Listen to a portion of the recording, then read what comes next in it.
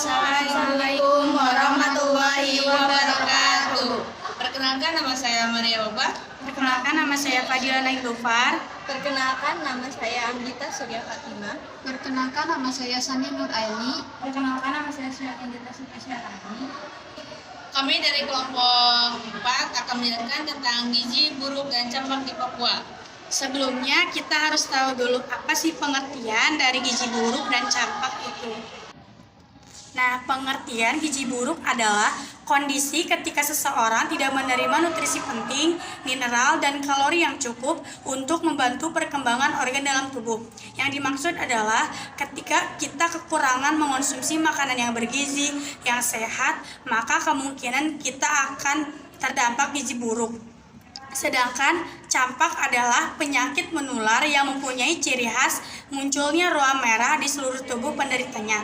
Yang dimaksud menular ini adalah ketika kita berinteraksi langsung dengan penderita campak tanpa ada penghalang seperti tidak memakai masker, maka kemungkinan kita akan terdampak campak itu sendiri. Daerah dan jumlah jiwa yang terdampak gizi buruk dan campak di Papua. Tepatnya tahun 2017. Pada bulan Desember, di Kabupaten Asmat terdapat 66 orang meninggal karena campak dan 10 orang meninggal karena gizi buruk.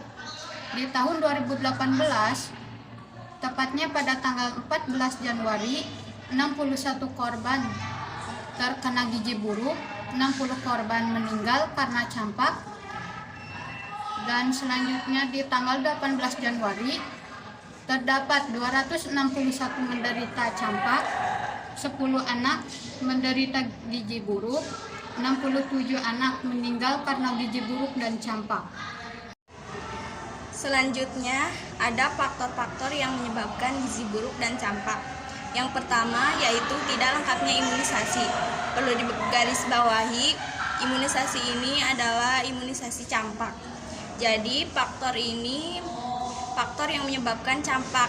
Jika anak kecil tidak memenuhi atau tidak melengkapi mendapatkan imunisasi campak, bisa jadi anak tersebut akan mengalami campak nantinya.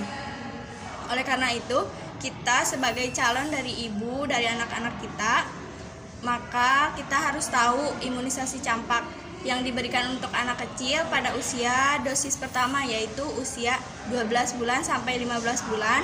Untuk dosis kedua yaitu umur 4 tahun sampai 5 tahun. Poin yang kedua yaitu lingkungan yang kurang bersih. Ini adalah faktor yang menyebabkan gizi buruk. Mengapa? Karena gizi buruk bisa terjadi karena kita mengonsumsi makanan yang tidak sesuai atau tidak memenuhi atau mencukupi untuk tubuh.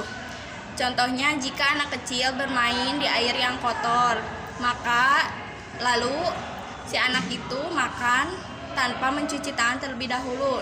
Nah, itu akan menyebabkan gizi buruk. Selanjutnya, poin yang ketiga yaitu minimnya biaya dan tenaga kesehatan profesional. Kami menganalisis di daerah Papua, minimnya biaya memang terjadi di Papua dan tenaga kesehatan profesional pun terjadi karena di sana memang sedikit sekali tenaga kesehatan yang menangani warga-warga di sana. Untuk poin yang keempat yaitu faktor sosial budaya dan genetik. Maksudnya apa? Faktor sosial budaya. Kita lihat dari pengertian campak yang tadi, bahwa campak akan menular ke orang yang berinteraksi dengan kita. Misalkan ada anak yang mengalami campak lalu keluar dan bertemu dengan orang lain, penyakit campak itu akan menular ke orang lain. Dan faktor genetik juga bisa diturunkan dari orang tua kita. Nah, yang selanjutnya itu cara mencegah terjadinya gizi buruk. Cara mencegah terjadinya gizi buruk ada 3, yaitu hidangkan makanan bergizi yang bervariasi. Nah, kita sebagai orang tua harus memberikan makanan yang bergizi yang di dalamnya meliputi karbohidrat, protein, mineral. Nah, Terus yang kedua, meminimalkan gangguan saat makan.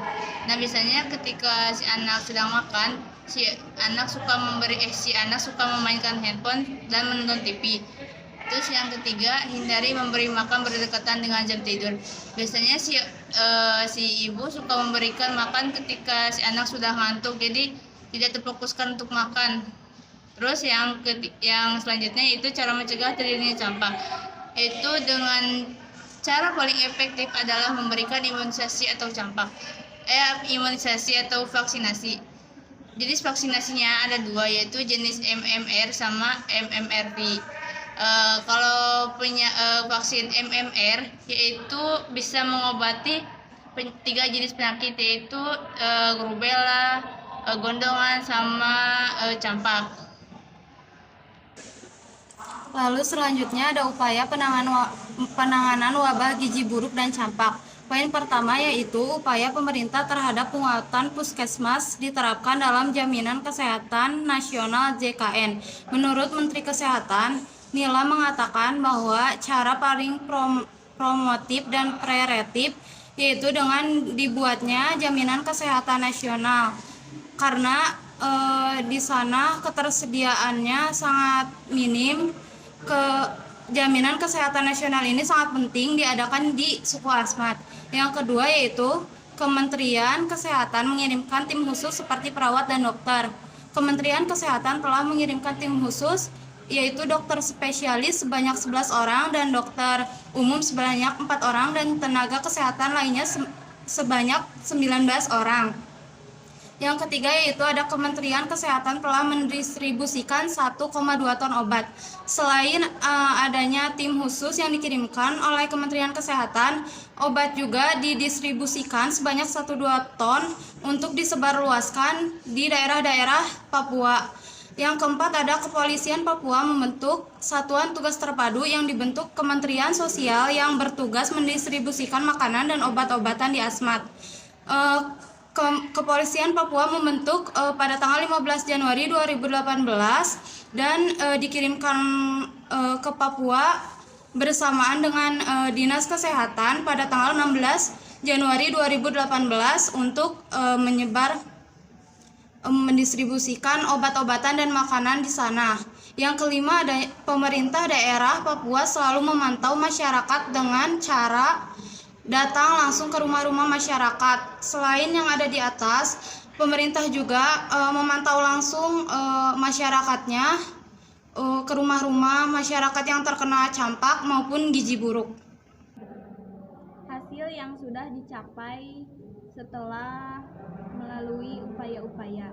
Yang pertama yaitu Outbreak Response Immunization atau ORI, campak dilaksanakan. Lalu yang kedua, pelayanan kesehatan. Pasien terlayani pada penanganan kejadian luar biasa campak dan gizi buruk di Kabupaten Asmat. Yang ketiga, telah disalurkan pemberian makanan tambahan atau PMT. Yang keempat, menyediakan stok obat dan vaksinasi campak. Lalu yang terakhir yaitu telah diperbaikinya manajemen dinas kesehatan, RSUD dan puskesmas. Tentunya tenaga kesehatan yang lain pun menjadi banyak tenaga kesehatan profesional yang ditempatkan di Kabupaten Asmat.